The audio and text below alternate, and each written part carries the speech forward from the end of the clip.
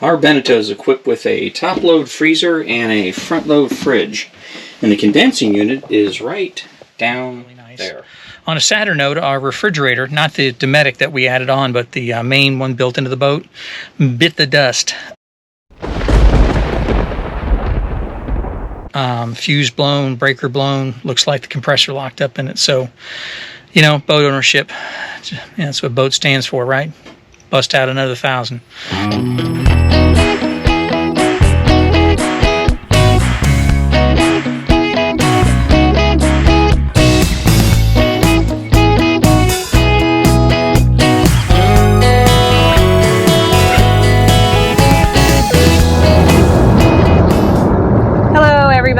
We are on our way to Indiantown. We got through the holidays, saw lots of families and friends, and just had a really good time. And now we are in gear, getting ready to go to the Bahamas. So we are going to work on the refrigeration today. Yep. You can talk about that.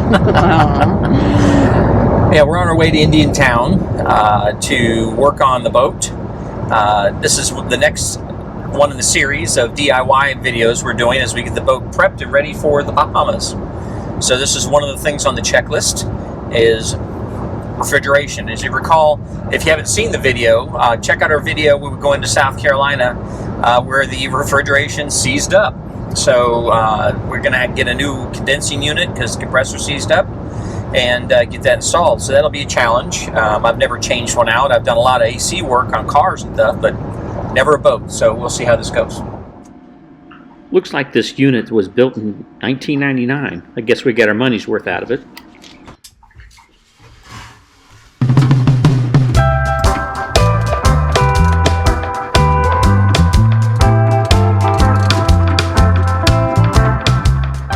Go ahead and get the electrical connections disconnected first. Make sure you have the breaker shut down before you cut any wires or move anything.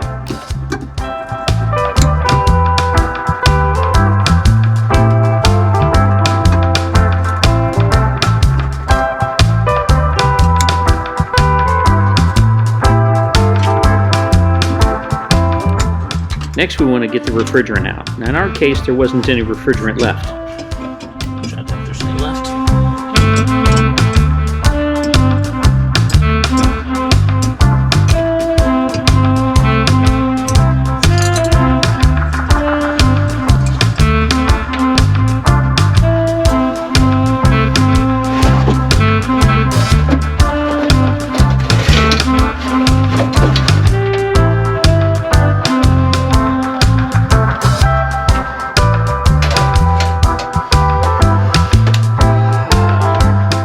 So here's the old unit out.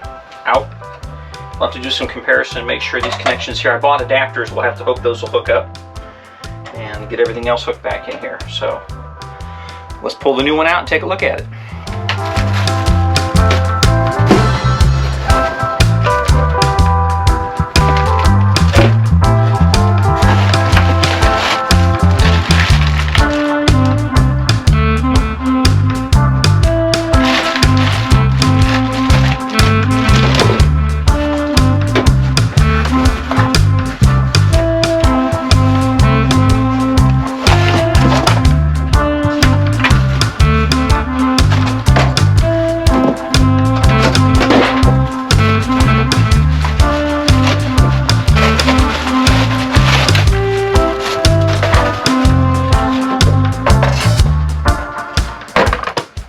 So the question is about this.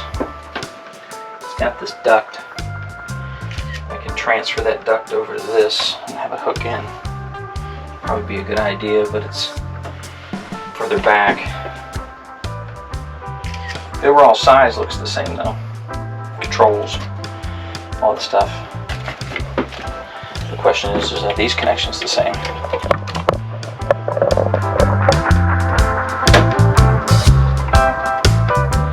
Appear to be identical. Looks like we don't need the adapters at all. It's important to get these tight because I don't want it buzzing when it's running. That makes sense? Mm-hmm.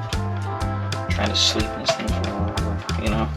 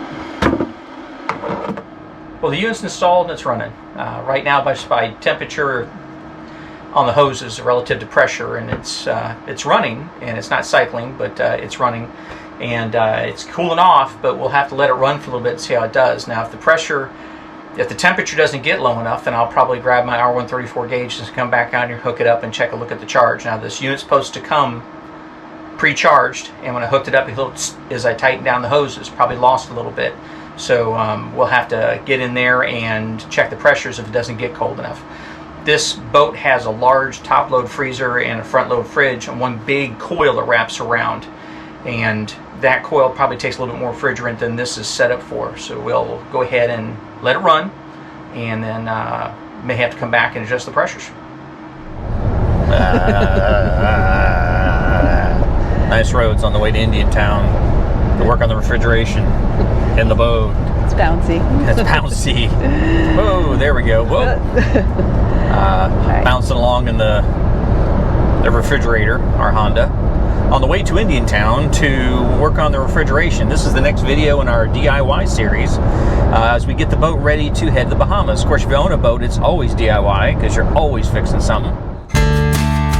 Appreciate you watching the video. If you like what you see, like and subscribe. We'll see you next week.